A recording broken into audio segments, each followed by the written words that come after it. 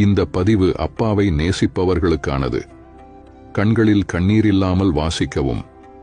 அப்பா என்ற ஆணழகனுக்கு அழத் தெரியாது. குடும்பத்திற்காக மாடாய் உழைத்த போதும், பிள்ளைகளின் பசியாற்ற ஓடாய் தேய்ந்த போதும், என்னடா வாழ்க்கை இது என ஒரு நாளும் அழுதிருக்க மாட்டார். மனைவியை நெஞ்சில் சுமந்து, பிள்ளைகளை தோளில் சுமந்து, குடும்ப பொறுப்புகளை தலையில் சுமந்து, போகும் வழி தெரியாமல் விழிபிதுங்கி நின்ற போதும், தான் கலங்கினால் குடும்பம் உடைந்துவிடும் என கல்லாய் நின்றவர்.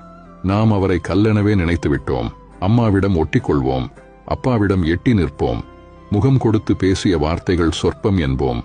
ஆனால் தோல்வியில் துவளும் போது பிடித்து கொள்ள அப்பாவின் கைகளை தான் முதலில் தேடுவோம். நம்மை அள்ளி அணைத்து முத்தமிட்டதில்லை என்றாலும் தள்ளி நின்று உணர்ச்சி வெள்ளத்தில் ததும்பும் ஜீவன் அது. நாம் தின்னும் சோறும் உடுத்தும் உடையும் படித்த படிப்பும் அப்பாவின் வேர்வையில்தான் என ஒரு நாளும் அவர் சொல்லிக் காட்டியதில்லை. நேரில் நம்மிடம் 4 வார்த்தை கூட பேசாதவர் ஊர் முழுக்க நம்மை பற்றிதான் பெருமையாக பேசி திரிவார். அம்மாவின் பாசத்தை அங்கலாய்க்கும் நாம் அப்பாவின் பாசத்தை உணரக்கூட இல்லையோ? நமக்கு மீசை முளைத்தால் அவர் குதூகலிப்பார். தோளுக்கு மேல் வளர்ந்து விட்டால் அவரே உயரமானதாக உணர்வார்.